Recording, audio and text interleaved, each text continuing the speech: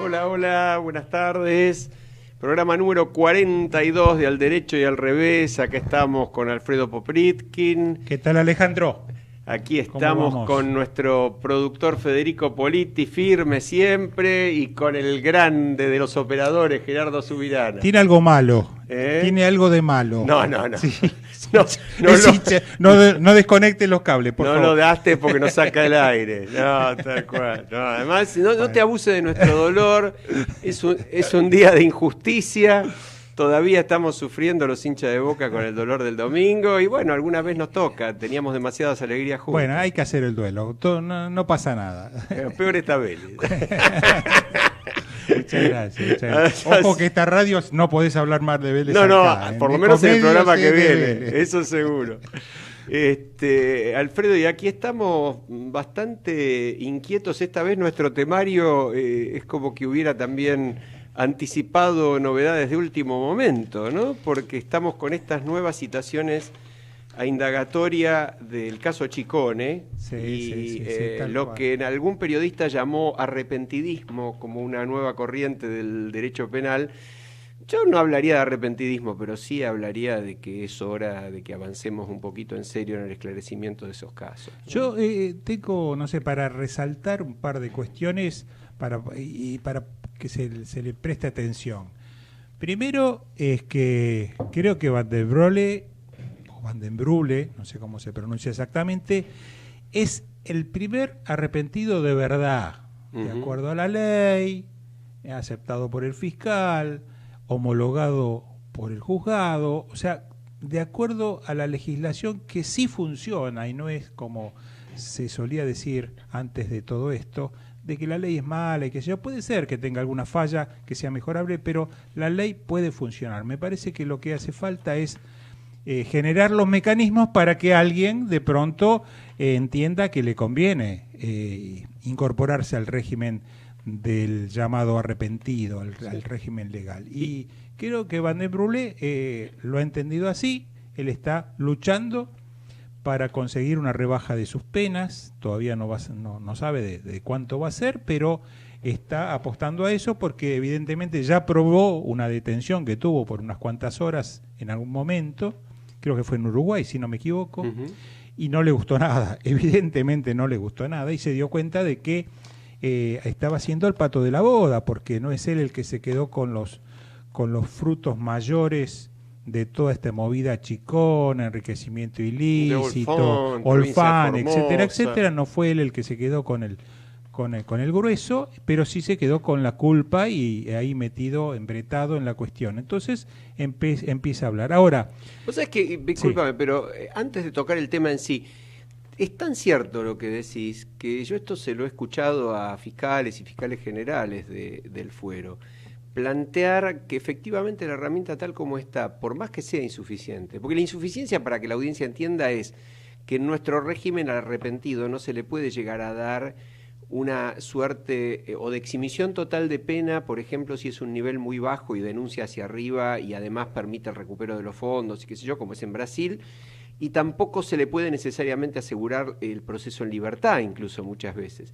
Pero a pesar de eso, ellos tienen la sensación de que es una herramienta que se puede utilizar y efectivamente, como vos lo decís, el caso Van den Broeke es una primera muestra importante. Tal cual, es así.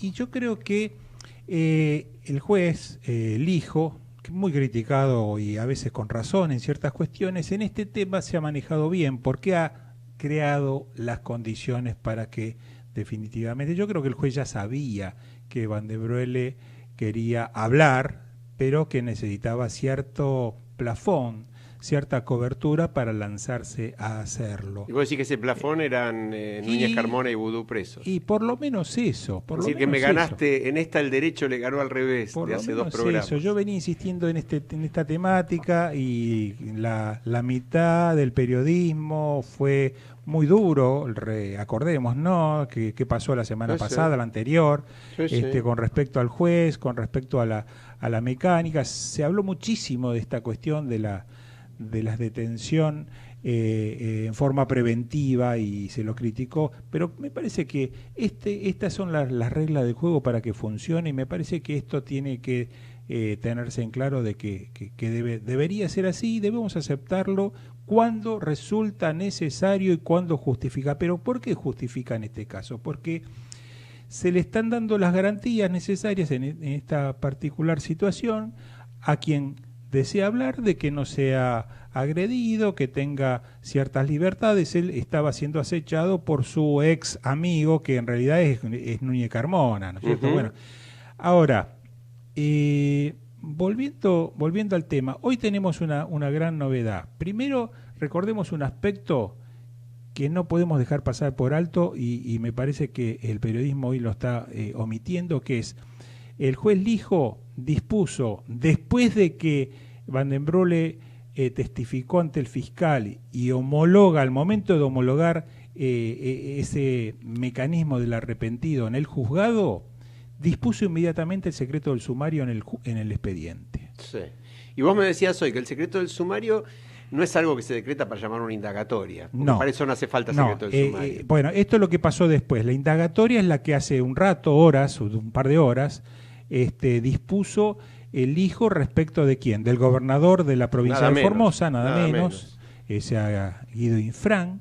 Lo dispuso respecto del banquero Jorge Brito, sí, señor. Y lo dispuso respecto a una tercera persona que es Echegaray, que es el ex titular de la AFIP, el ex director de la AFIP. ¿Por qué? Porque en esta trama también ha tenido una gran intervención y bueno, y fijo fechas para que declaren. Ahora, el secreto del sumario que dispuso el juez hace unos cuantos días atrás, la semana pasada, no fue por las citaciones indagatorias, porque esto es al margen, sino porque está trabajando y está disponiendo medidas dentro del expediente que vamos a conocer mañana, pasado, dentro de 3, 4 días, que se van a ir implementando, que tendrán que ver con medidas cautelares, seguramente con allanamientos.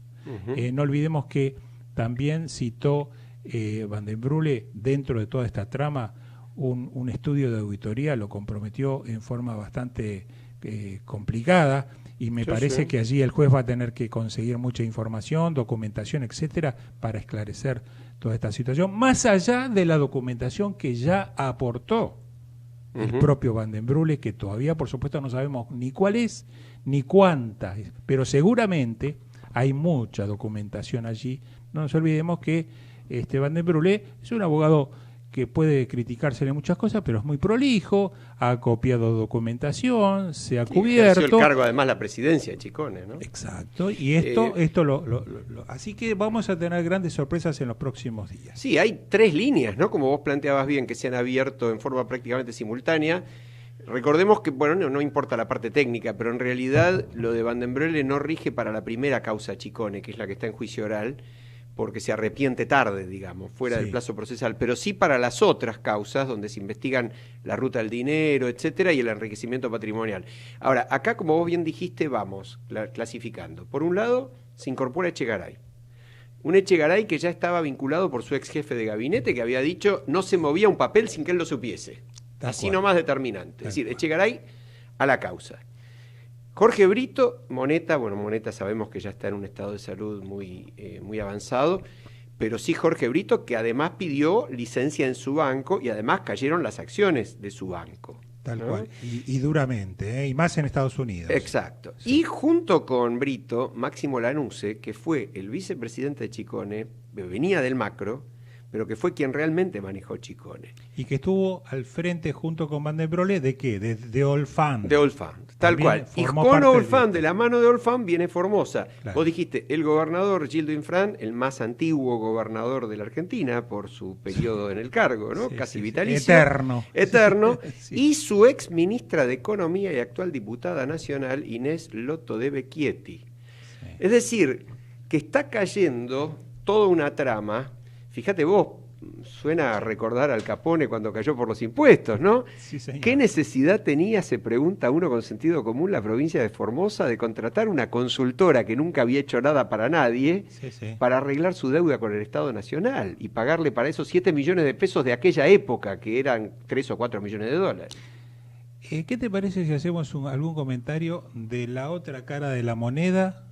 Vamos, ¿sí? Es decir, ¿qué está pasando con los funcionarios en actividad? Porque hoy se dice, y un poco con razón, que es fácil hacer leña del árbol caído. Claro, además es fácil porque son tantos los delitos cometidos en los 12 años kirchneristas, tantos funcionarios involucrados, montos de defraudación tan elevados que vamos a tener material para conversar, para charlar durante muchísimo tiempo. Pero la realidad es que están empezando a aparecer cada vez con más asiduidad cantidad de casos o variedad de casos en donde de alguna forma miembros, integrantes, personas de este gobierno del gobierno actual, me refiero al gobierno de Macri, ¿no es cierto?, al gobierno central, están teniendo algún tipo de complicación y estamos todos muy atentos para ver qué reacción,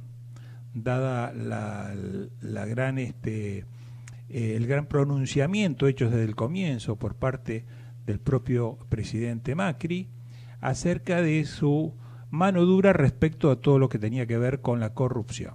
Uh-huh. Y bueno, y nos encontramos este fin de semana con uno de los anuncios o noticias que nos enteramos por el programa de La Nata, que es una especie de udú que nos anticipa muchas de las cosas que nosotros nos vamos enterando, respecto del ex futbolista y actual ministro de Deportes, secretario de Deportes, Carlos McAllister, ¿no es cierto? Este es un hecho puntual donde algún funcionario también de él está involucrado en una cuestión de presunta corrupción que ya fue suspendido en el cargo. El subsecretario, el segundo de McAllister fue suspendido en el cargo inmediatamente. ¿Qué es lo que hacía? Bueno, determinados subsidios que otorgaba esa secretaría, la de Deportes, para hacer inversiones en entidades deportivas o en clubes, etcétera, bueno, se podían concretar con más facilidad o materializar los subsidios siempre y cuando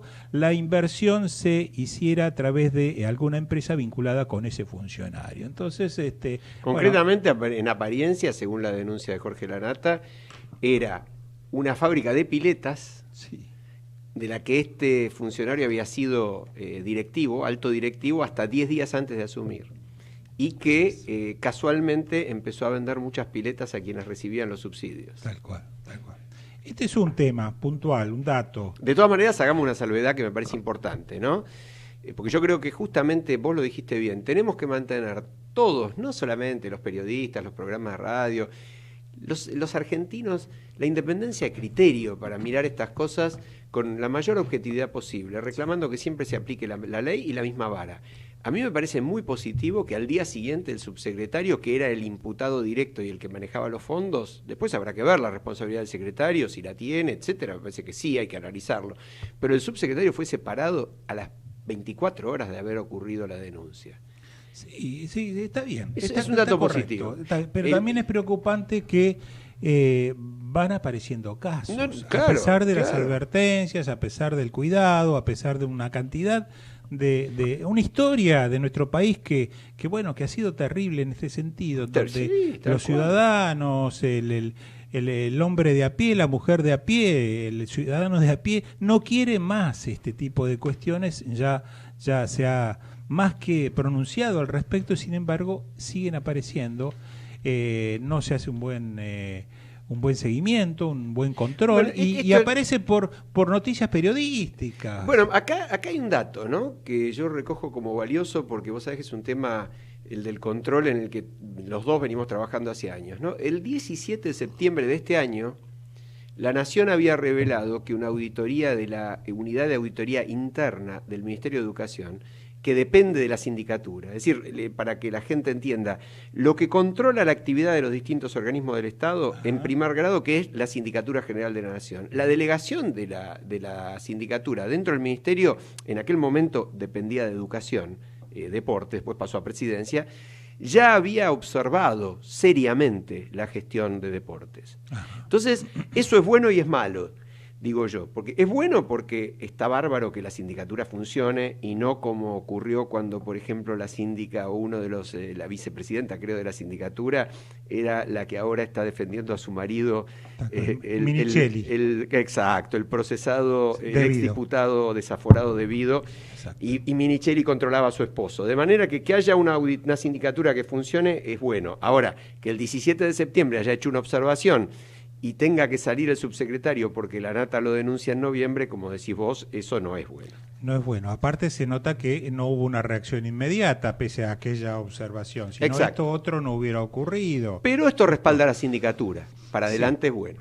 Bueno, este es un hecho puntual, yo diría, de magnitud no demasiado significativa, pero otro tema bastante más grave y que tiene ya un mayor recorrido de unas semanas atrás a esta parte, es algo que ya venimos conociendo respecto del ministro de Finanzas, Luis Caputo, que está cada vez más involucrado respecto de un fondo que él había conformado, un fondo de inversión que había conformado antes de formar parte del gobierno, pero que si bien en las formalidades se habría desvinculado cuando ingresa al gobierno, la realidad parece que no es tan así, porque se lo ha visto ingresando a la empresa o a las oficinas de la empresa. Ha pasado horas durante varias reuniones, esto a través de testigos se ha sabido, pero esto no es todo, como que estos son algunos de los datos que ya vienen, digamos, ya se vienen conociendo de a poco. Y esto lo vamos a dar nosotros un poco como primicia, cuando analizamos días atrás a pedido de una entidad civil, que nos pidió que analicemos, le demos una mirada a la declaración jurada patrimonial de Luis Caputo, la presentada por el año 2016, o sea, la que cubre de enero a diciembre del 2016, que se presenta durante el año 2017. Estás hablando de contadores forenses. No. Creí que era la ONG. Una entidad que recurrió a mí en forma personal. Vos en forma personal. Y no la voy a nombrar porque tampoco tiene sentido o es el objetivo, pero la realidad es que tuvimos ocasión de analizar la declaración jurada de Caputo de ese año, del año pasado, y nos encontramos con una sorpresa un poco complicada, que es la siguiente. Durante el año 2016, entre otros bienes, se produce un incremento patrimonial de un solo bien, que es unos campos en Santiago del Estero, por la suma declarada en la declaración jurada, declarada por él, de 36 millones de pesos. Eso fue en el año 2016. Ahora, cuando uno mira la declaración jurada y ve, digamos, cómo ese patrimonio evolucionó, según él mismo declara, allí en la declaración, en el resumen de la declaración, dice, bueno, que aumentó 40 y pico de millones de pesos, creo que fueron 44 millones de pesos. El patrimonio. El patrimonio en total. Pero de ese aumento, 40 millones aumentaron, dice la declaración jurada, porque se revaluaron los mismos bienes que tenía el 2015, se revaluaron durante el 2016 simplemente por la inflación o porque aumentó el valor de esos bienes y por lo tanto ese incremento de 40 millones de pesos no es un incremento real por haber incorporado más bienes, dice la declaración, o se desprende de la declaración, sino que es por una simple indexación del valor de los bienes del inicio hacia el final del periodo. Ahora, déjame terminar la idea. Lo que estamos diciendo es que hay una contradicción muy grande. Si está incorporando unas tierras importantes, muchas hectáreas, un campo en Santiago del Estero, por 36 millones de pesos, y el incremento total del patrimonio es de 40 y algo, y dice 40 se incrementaron porque aumentaron los bienes desde el inicio, evidentemente ahí hay de movida, ya hay una declaración jurada patrimonial errónea, equivocada. no digamos, no le agreguemos el aditamento de falsa, pero realmente hay un problema serio, hay algo que no cierra. A ver si entendí, vos estás diciendo que no surge de la declaración jurada de dónde salió el dinero para comprar el campo. Exactamente, sí, él mismo está diciendo, okay. Señores, se incrementó mi patrimonio en 44, ponele millones. Bueno, dice, 40 de esos 44 fueron, dice en el resumen, ¿no? Fueron porque la inflación hizo que los valores anteriores, que tenía desde el 2015, pasaran a incrementarse por esa inflación en 40 millones. Ahora, entonces, ¿cómo puede ser que estás incorporando en ese patrimonio tuyo 36 millones de pesos del campo solamente de Santiago del Estero, por mencionar un solo bien, el más importante que incorpora? Ahora, además, otra cosa. ¿Cuánto tiempo tuvo el ministro de Finanzas? Esa es una cuestión, digamos, no punible desde el punto de vista ni económico ni legal, pero es una observación. Tiene un ministro con esa ocupación, con todo lo que ha hecho o debido hacer durante ese año 2016, tuvo tiempo suficiente de ir a buscar un campo, de elegirlo, de mirarlo, de comprarlo, de invertir, de colocarlo. Bueno, convengamos. Tuvo tiempo. ¿Cómo hace? Son magos. ¿Cómo hace? Convengamos que por ahí eso podría ser fruto para los que tienen un patrimonio muy importante. Caputo era un hombre rico antes de ser ministro. Yo creo que la cosa pasa, igual tu pregunta es válida. Te hago una aclaración. El patrimonio declarado total de Caputo no es de 200, 300 o 400 millones. Ajá. Y este es un campito de 36 millones más. No, era de 40 y pasa a 80 en el año pasado. Okay. No, y entonces, 36 de ese total son este problema que te estoy mencionando. Entonces no es tan así como vos decís. No, yo en realidad no es que diga eso porque el tema lo conocés vos y no yo, y me parece que en todo caso el que debería dar explicaciones es el funcionario. Pero este es un poco el espíritu. Me parece que los funcionarios no terminan de entender que el ejercicio de un cargo público obliga en cualquier gobierno, y esto no implica que no hacerlo sea un acto de corrupción, o que las corrupciones sean comparables, o que haya que medir cuánto se llevó uno, o cuánto se podría llevar el otro.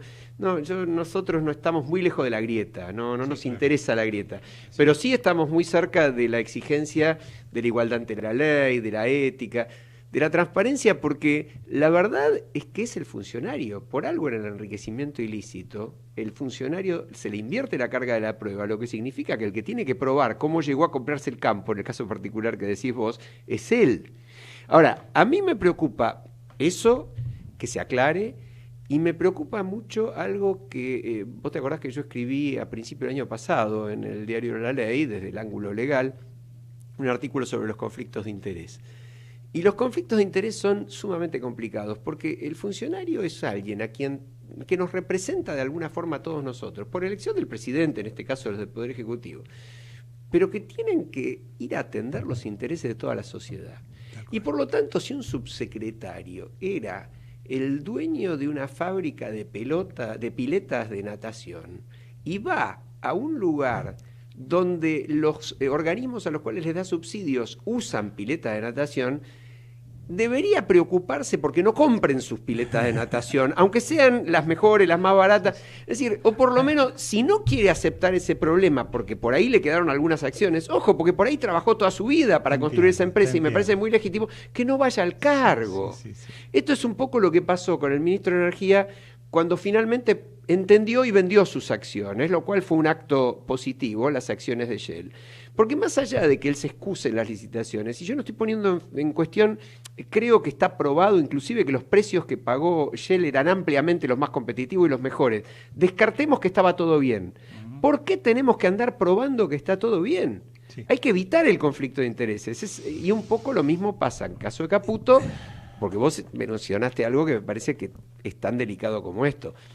La revista Noticias está diciendo que el ministro estuvo en reuniones en la misma empresa de fondos que él mismo había dirigido hasta que entró en el ministerio. Sí, reuniones de 4 o 5 horas, no un ratito. Entonces, ni pasó a saludar. Me parece que esto merece una aclaración. Es cierto, pero también tenemos otros funcionarios en la picota o dentro de la problemática. Volvemos al sector kirchnerista o la gente vinculada con el kirchnerismo. Cristóbal López está recibiendo reveses a cada momento. Bueno, no es funcionario, ¿no? No nada es más que el dueño pero, de un altísimo conjunto de pero medios. yo le diría que era el vehículo de más de un funcionario. Sin ninguna duda. Y nada más ni nada menos que de la familia Kirchner, muy relacionado, muy vinculado, un hombre que ha adquirido cantidad de medios de comunicación con la sola finalidad de arrimar propaganda a favor del oficialismo de aquel entonces. Sí. Y esto lo ha hecho con el dinero que dejó de pagar de los impuestos. No, esta es una cosa, yo creo que no hemos reparado del todo en lo que es que alguien se quede con dinero que no es que no pagó impuestos, sí. Son impuestos que él cobró por cuenta del Estado. Pero déjame que te diga a vos y a la audiencia dos novedades casi de último momento, de hoy, de minutos. Una todavía más reciente que me olvidé cuando te la quise mencionar hace un momento a vos, que tiene que ver con Cristóbal López. Una de ellas, ustedes saben que la Corte les rechazó a creo que fue al grupo Indalo, le rechazó la posibilidad de presentarse en concurso preventivo. O sea, la presentación en concurso preventivo no es válida por tratarse de una presentación porque falsificaron el domicilio. Fraudulenta. La querían hacer en Chubut y no correspondía. Bueno, pero por otras razones también. Ahora bien, ¿cuál fue la novedad de último momento? La novedad de último momento, a ver, déjame hacer memoria, ahora se me está escapando, pero esto hace unos muy pocos minutos, ya me va a venir. ¿Vos hablas de la nueva presentación en concurso? No. Porque esa la... otra cosa que es a favor de Cristóbal. El Banco Central de la República Argentina le dio visto bueno a la transferencia del Banco Finansur, que es de ellos, es de Cristóbal López. Este es un tema que, bueno, digamos, juega a favor, le permite deshacerse de un patrimonio. ¿Cuál es el problema de esta autorización? En principio, el problema de la autorización, falta el visto bueno del juez. Acá falta que Ercolini le dé también su conformidad o no, o se la niegue. ¿Por qué? Porque estos bienes están afectados a las medidas cautelares dispuestas por el juez Ercolini con respecto a las causas en donde Cristóbal López se quedó con los 8.000 millones. Quedó, claro, no solo el tema tributario, sino el tema que está vinculado con los sauces. No te olvides que él también alquilaba, arrendaba parte de los bienes de la familia Kirchner, ¿no es cierto? Allí hay una serie de maniobras, un tema de lavado de dinero. Así que bueno, acá hay una cuestión que un poco complica todo lo que se viene haciendo, que es esa autorización de venta del banco.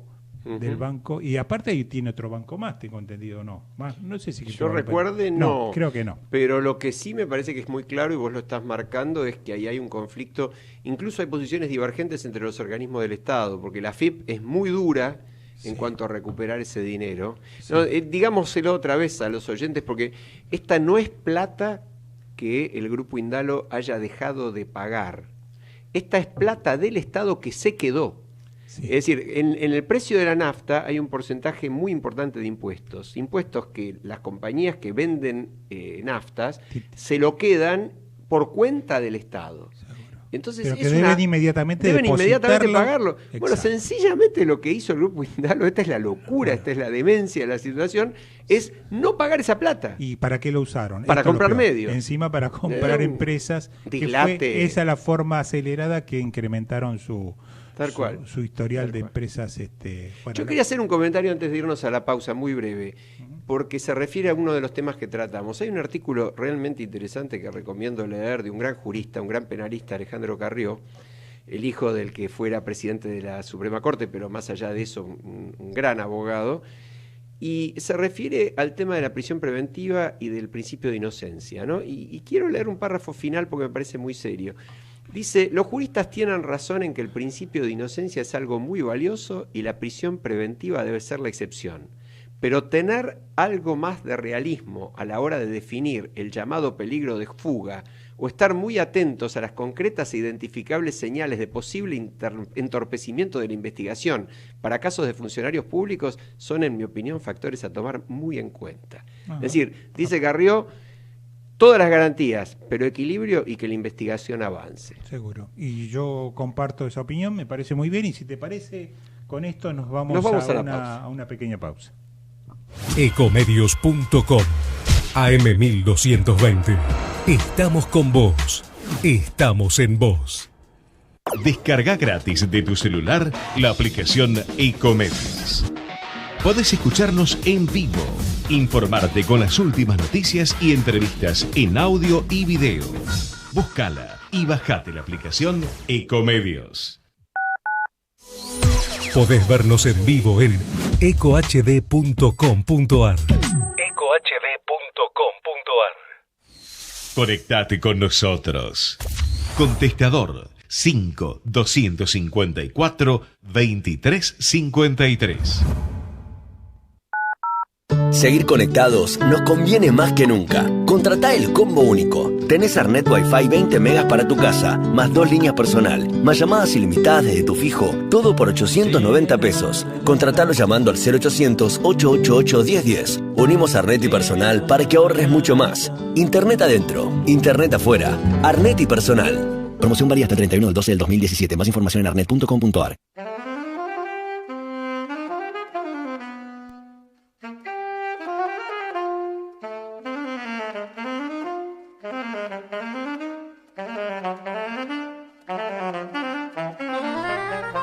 Bueno, volvemos al aire.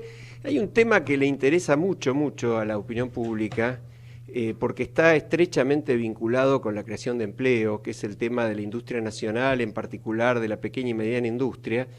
Y bueno, nada mejor que conversar un rato con el secretario de Industria de la Nación, el licenciado Martín Echegoyen, a quien saludamos. Martín, ¿qué tal? Alejandro Drukarov habla, ¿cómo te va? ¿Qué tal, Alejandro? ¿Cómo estás? Y está Alfredo Popritin conmigo, que te saluda también. ¿Qué tal? ¿Cómo estás? Hola, Alfredo. Muy bien. Muy Martín, nos interesa mucho, yo voy a hacer una crítica inicial, quizás no es la mejor forma de hablar con un funcionario, pero una crítica inicial con respecto a que hay buenas noticias que no se difunden. Y me da la impresión que en el campo de ustedes hay poca información sobre lo que se ha hecho, y que me consta porque lo conozco directamente, con respecto a la participación de la industria nacional, en particular en todo lo que son licitaciones públicas, compras del Estado. Sí. Y bueno, creo que es muy factible que mañana la Cámara de Diputados dé media sanción a un proyecto muy importante. ¿Nos podés contar un poco de eso? Sí. Primero sobre la crítica, la tomo. Igual nosotros hicimos comunicación, quizás insuficiente, pero sobre algunos avances que se han logrado en energías renovables, en una licitación muy grande de trenes, donde va a haber una participación de la industria local como no había en años. Pero tomo el punto y bueno, y aprovecho esta oportunidad también para hacer esa difusión. Es cierto, mira, la ley, el Poder Ejecutivo envió un proyecto de ley para modificar la antigua ley de compra nacional, que hacía más de 15 años que no se modificaba. Es un proyecto que nos parece muy importante, muy moderno. Tomamos como experiencia mucha de la legislación que en este sentido hay en el mundo, y particularmente en lo que hace a algunos aspectos relacionados con transferencia tecnológica en compras públicas, el ejemplo de Israel. Y es muy probable que mañana se apruebe en diputados, así que estamos muy contentos y expectantes de lo que pase en el Congreso mañana. Ahora, sería bueno aclararle a la gente, cuando vos hablás de esta participación de la industria, porque a mí me consta que el régimen israelí es muy agresivo en la defensa de intereses nacionales, es decir, en incorporar tecnología, en exigir participación de empresas nacionales. ¿Cómo juega? ¿Qué dice la nueva ley? ¿Qué efectos tiene? Mira, los efectos son muy importantes, primero porque creo que es muy relevante aclarar que las compras públicas son extremadamente relevantes en un país como la Argentina, que está llevando adelante un plan de desarrollo y de infraestructura del tamaño que está llevando adelante, y es una herramienta que todos los países del mundo, y particularmente los países desarrollados, utilizan muy fuertemente. Yo diría que hay varios instrumentos, pero básicamente te diría, quiero hacer foco en dos, en los cuales, como bien decís, algunos países de Israel son muy agresivos en el buen sentido. El primero tiene que ver con lo que se llaman los márgenes de preferencia. Normalmente cuando hay licitaciones internacionales se establece un margen a favor de los productos que se fabrican localmente. Este margen de preferencia en la Argentina era de 7% para pymes y de 5% para grandes. Estos eran márgenes de preferencia que cuando los comparabas con otros países eran márgenes, te diría, bastante por debajo de la media. Estados Unidos, para tener una idea, tiene 12%, Israel 15%, Brasil llega en algunos casos muy particulares, pero llega hasta el 25%, Argentina tenía 5 y 7 para grandes y para pymes. Ese margen lo estamos elevando a 15% para pymes y 8% para grandes. Es un crecimiento importante, pero dentro de los límites de lo que se considera razonable en el resto del mundo.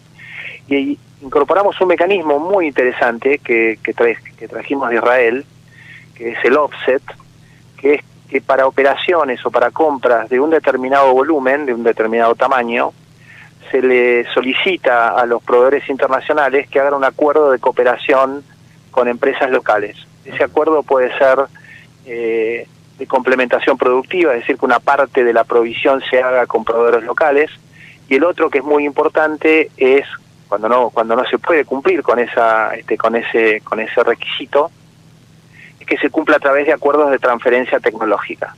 Esto es sumamente relevante porque para nosotros uno de los aspectos claves de esta ley es la posibilidad de que grandes compañías con desarrollos tecnológicos importantes transfieran parte de esa tecnología para promover las capacidades locales.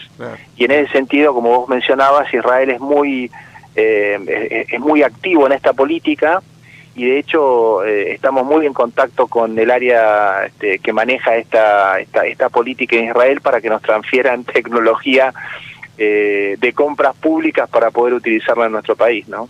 Ahora, y te hago una pregunta complementaria, porque yo sé que el régimen anterior, como vos también me lo mencionaste al pasar, se aplicaba poco. Me parece que la ley esta también trae una novedad en cuanto a darle a la Secretaría, que en este momento está a tu cargo, una injerencia directa para tener la seguridad de que se cumpla, es decir, que los distintos organismos del gobierno no puedan dejar de cumplirla.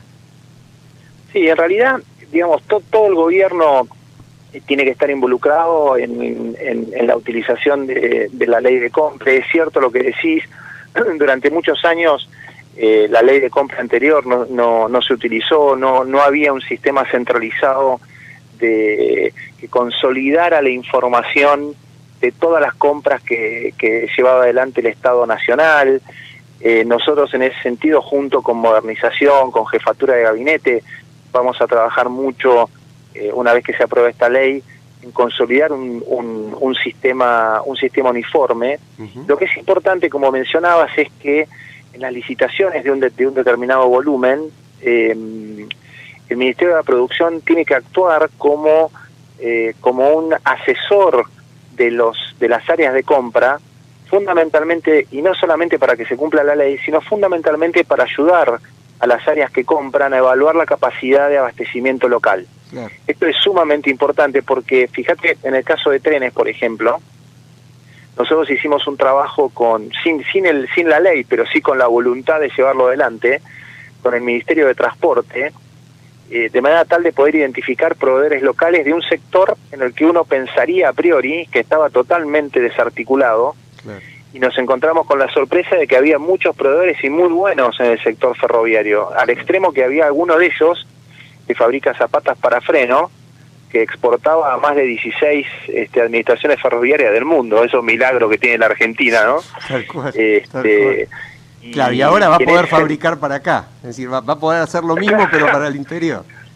Exactamente. Qué bárbaro, qué bárbaro. Y ahí la verdad que hay desarrollamos un trabajo muy interesante con el área de desarrollo de proveedores. Bueno, vos creo que conocés a la persona que maneja esto, que es Sergio Drukarov, y que ha hecho un trabajo extraordinario de primero conformando un equipo y después interactuando con las otras áreas del gobierno. Algo parecido hemos hecho en energías renovables, donde la conclusión del trabajo es que hoy se están llevando adelante inversiones importantes y están viniendo fabricantes internacionales de torres eólicas a asociarse con argentinos para llevar adelante el muy ambicioso plan de energías renovables que tiene el gobierno. Así que esta es una enorme oportunidad, y nosotros con esta ley lo que queremos es consolidarla como política pública, que me parece que es lo importante, ¿no? Que esto trascienda a un gobierno y que sea una política para la Argentina para los próximos 10, 15, 20 años. Martín, soy Alfredo Poprikin. Alfredo, ¿cómo estás? Bien, muy bien. Una consulta. Vos, cuando empezaste a relatar las principales ventajas de este proyecto, que se espera que sea ley, ¿no es cierto?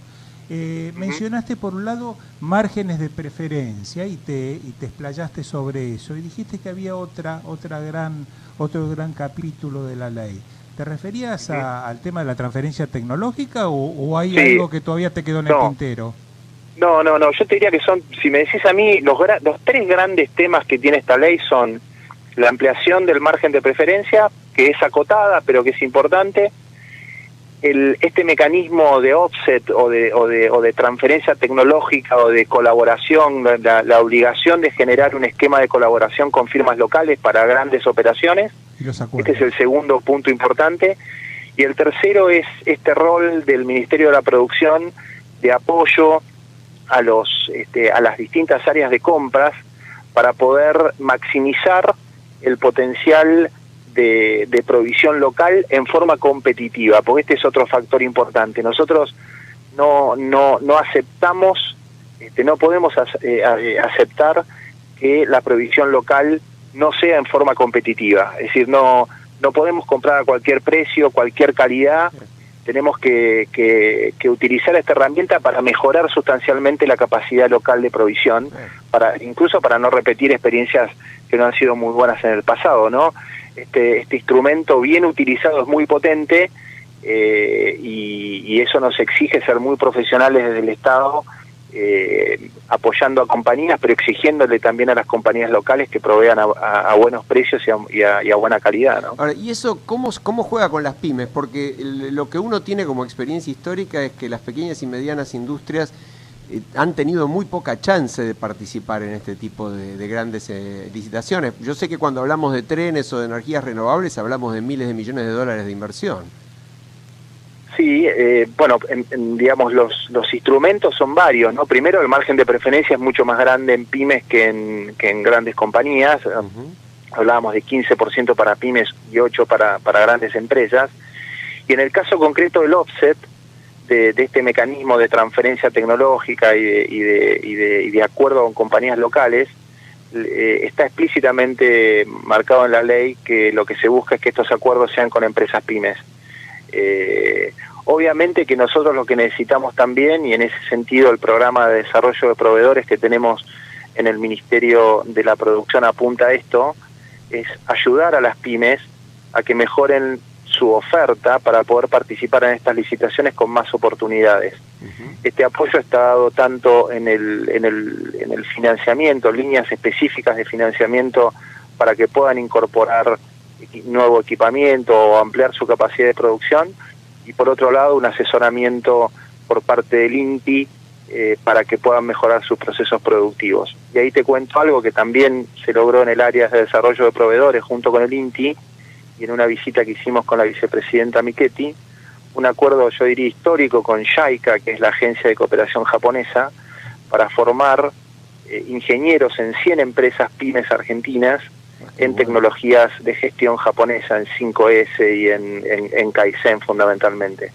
Todo este plexo, todo este conjunto de acciones apunta a mejorar el potencial de las pymes para poder abastecer y para poder participar en estas licitaciones de una manera muy competitiva, ¿no? Ese es un poco el objetivo. Martín, ¿está previsto algún mecanismo, si esto se implementa, de control de que todo esto de alguna manera se monitoree en las proporciones, en los porcentajes que establezca en definitiva la ley, que se lleve a cabo, que se logren progresos a través del tiempo? Porque todo esto...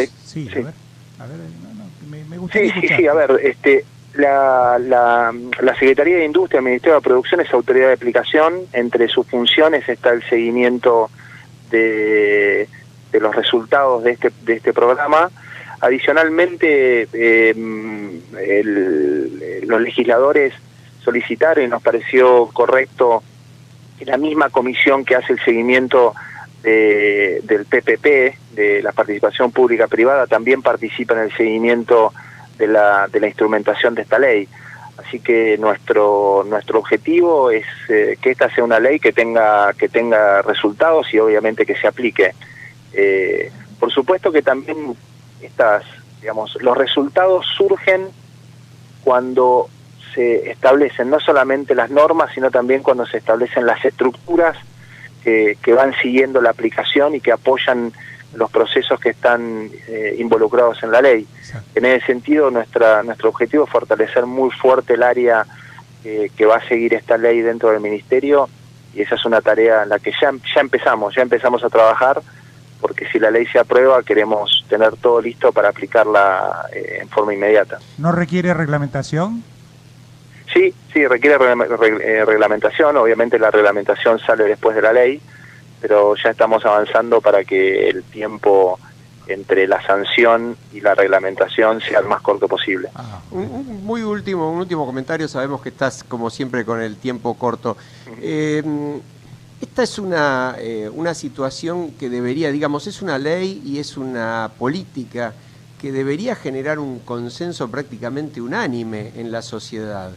Y por eso a mí me llama la atención, hay veces que necesitamos darle mayor importancia a noticias que generan controversia, que generan escándalo, que generan pelea, y normas como esta que están convocando a darle más participación al capital nacional, a que crezcan las pymes, con lo cual sabemos que es la única manera de hacer crecer el empleo, realmente no tienen tanta difusión. ¿Ha habido unanimidad en la respuesta legislativa? ¿Hay un acuerdo amplio en el Congreso para esto o no fue tan fácil como parece? No, yo creo que vamos a llegar con un acuerdo amplio. Obviamente cuando aparecen este tipo de normas, en esto también hay que ser muy consciente de la historia, ¿no? A veces cuando uno habla de este tipo de instrumentos en la Argentina, le vienen recuerdos del mal uso de este tipo de instrumentos, y esto es algo que tenemos que cambiar profundamente los argentinos, ¿no? Estos son instrumentos muy pero muy válidos. Todo lo que fue la discusión legislativa en realidad creo que fue muy rica. Había algunas posiciones extremas que nos parecían demasiado no positivas, qué sé yo, márgenes de preferencia superiores al 25%, claro, que en última instancia harían que el Estado termine comprando muy caro. Claro. Y nosotros lo que tenemos que buscar es un equilibrio entre la fabricación nacional, la generación de empleo, pero también que el Estado compre a buenos precios. Sí, además cuando estás aumentando los márgenes de todas maneras, es decir, era un reclamo obvio, digamos que por ahí muchas veces está generado por gente que cuando estuvo en el gobierno no lo planteó. Bueno, eso sí, es exactamente como vos lo decís, ¿no? Después de más de 10 años de gestión no hubo ninguna modificación a la ley, pero independientemente de eso y mirando para adelante, nosotros tenemos que claramente tener una ley que promueva la producción local, pero también tenemos que ser exigentes con la producción local, y en ese sentido tanto los márgenes como el control y el seguimiento tienen que ser muy estrictos por parte del Estado para que este sea realmente un instrumento que cambie o que ayude a cambiar junto con otros la estructura productiva de la Argentina, y eso también se logra cuando uno genera competencia. Y en ese sentido nuestro enfoque es que los que compitan bien, los que inviertan, los que apuesten por la calidad, van a tener una preferencia y un apoyo por parte del Estado. Los que no lo hagan no van a ser beneficiados con esta ley ni con ninguna política que nosotros llevemos adelante. Nosotros queremos, como decía, generar una industria que tenga el desafío no solamente de abastecernos localmente, de abastecer al Estado, sino también de exportar, que es el gran desafío que tiene la industria argentina y el país en general, ¿no? Martín Echegoyen, secretario de Industria de la Nación, muchísimas gracias por este espacio para el Derecho y al Revés. Mil gracias a ustedes. Al contrario, un gusto. Hasta luego. Bueno, es un buen tema, mucho para reflexionar y es un tema que un poco no estamos acostumbrados a tratar, pero que me parece muy significativo, muy importante. Pero, ¿por qué no nos referimos, para no parecer de otro planeta, a un tema que lamentablemente nos tiene preocupados prácticamente a todos los argentinos, que es la incertidumbre que hay respecto del submarino Ara San Juan? Que muy doloroso, un tema muy doloroso, por ahora muy angustiante. Esperemos que no sea doloroso. Tiene en vilo a toda la gente, a toda la ciudadanía. Si bien nosotros sobre esto no tenemos mucho que aportar, que sumar, estamos muy expectantes, preocupados, pero me parece que dejar de por lo menos mencionarlo en un programa de la naturaleza del nuestro sería un poco injusto. Y otro tema que me permito introducir, quizás para desarrollarlo con más propiedad y con más detalle, tal vez en el próximo programa, es una cuestión algo técnica, si se quiere, pero que vamos a dejarla planteada. Los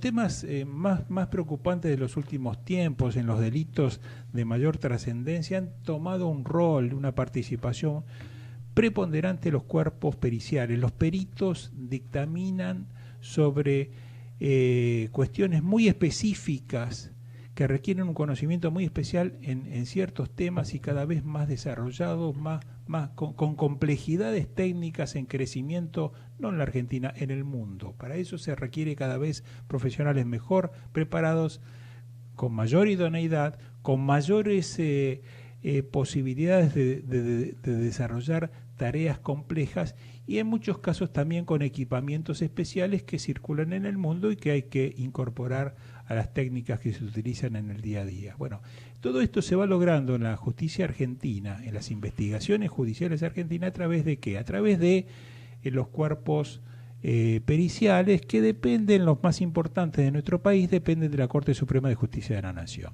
Resulta que en las últimas horas, hace escasas 48, 72 horas, la Corte dispuso en una acordada que los cuerpos periciales dejen de depender directamente, casi todos esos cuerpos periciales, dejen de depender de la Corte y se crea un organismo, entiendo yo que tal vez sea preocupante por lo burocrático que puede llegar a ser, dado que este organismo nuevo tiene obligaciones, tiene tareas a cumplir, pero no tiene demasiadas facultades ni medios económicos como para llevarlos a cabo.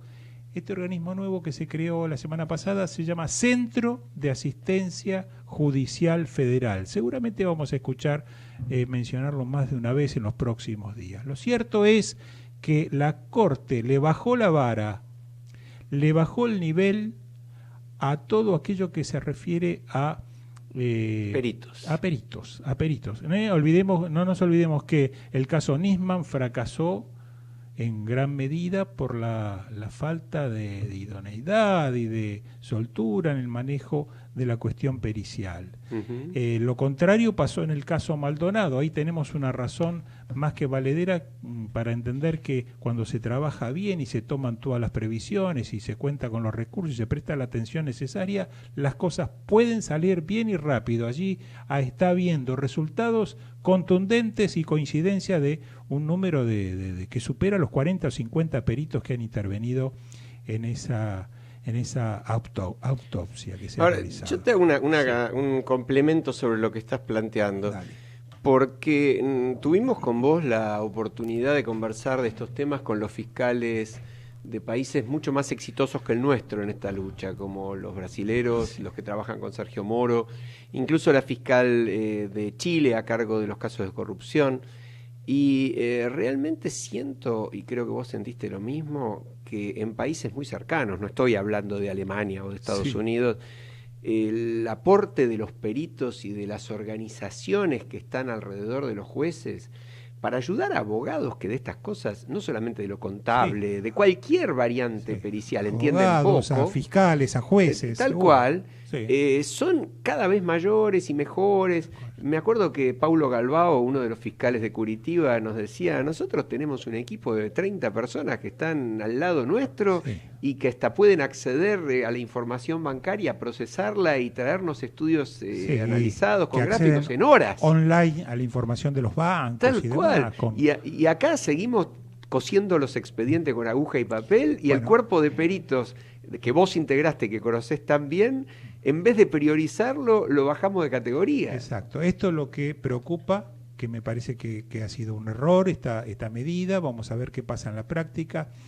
Y lo peor de todo ello, que se suelen colocar al frente de estos organismos por ahí a personas que no son las más expertas en la temática de que se trata. Si bien este nuevo organismo va a nuclear a todos los cuerpos periciales, una demostración de que se le está bajando la vara, se le está bajando el nivel, es que este mismo organismo que por un lado concentra los 4 cuerpos periciales existentes, contadores, médicos, tasadores y calígrafos, en los 4 cuerpos, los más importantes son en los cuerpos de médicos forenses y de contadores forenses. Bueno, resulta ser que además se pone bajo la órbita de este nuevo organismo otros entes que hoy están manejados por otra vía, pero que se les pone como carga adicional, la oficina de mandamientos, la oficina de notificaciones, el archivo general del Poder Judicial. Es como decir, bueno, todo aquello que sobre y que nadie se quiere encargar dentro del Poder Judicial se va a tener que hacer cargo este nuevo organismo que se llama Centro de Asistencia Judicial Federal. La verdad que en principio esto pinta como una cosa muy lamentable y un retroceso bastante peligroso, pero creo que la vamos a seguir sobre este tema. ¿Qué te parece, Alejandro? Vamos a profundizar. O sea que estaba viendo antes de irnos del aire que realmente va a ser una noticia para seguir y para debatir este tema de la confrontación, volviendo a los distintos poderes del Estado con respecto al Grupo Indalo y a Cristóbal López, ¿no? Porque es lógico, el Banco Central también tiene que resolver el tema de un banco que tiene suspendido y en una situación crítica y que alguien tiene que hacerse cargo porque hace a la salud del sistema financiero. Y la AFIP no quiere dar el brazo a torcer y con bastante razón dice que nada de esto sirva para que esta gente se me escape y no pague lo que tiene que pagar. Tal cual. Y está complicándose cada vez más. Tal cual. Así que veremos qué sucede, porque aquí va a haber una confrontación de poder e intereses contrapuestos. Tal cual. Habría que ver si se autoriza esta transacción, la venta del banco, si se cobra por esa transacción una cantidad de dinero, quién es el que recibe ese dinero. Tal cual. Si va a quedar afectado a posibles cuestiones que tenga que hacer frente el Grupo Indalo. Bueno, eso es lo que no parece, ¿no? O se lo va a llevar en un bolsillo y nos va a hacer pito catalán a todos nosotros. Exacto, veremos, eso es lo que habrá que ver. Bueno, vamos a terminar hablando de fútbol así como empezamos en el fondo, porque le estamos dejando la posta a los muchachos de Vélez Radio, a Carlos Martino, Diego Guitián y Tomás Amerio. Pero yo en un segundo voy a trasladar algo que no es información, sino un poquito de humor. Dicen que en realidad el amigo Bursaco en todas sus declaraciones de arrepentido no dijo la verdad. Porque entre sus declaraciones dijo que River es el club más importante del mundo, con lo cual eso hace presumir que todo lo demás que dijo es falso. Pero esto no estaba incluido. Bueno, señores, nos vamos hasta la semana que viene. Que lo pasen ustedes muy bien y nos veremos el martes.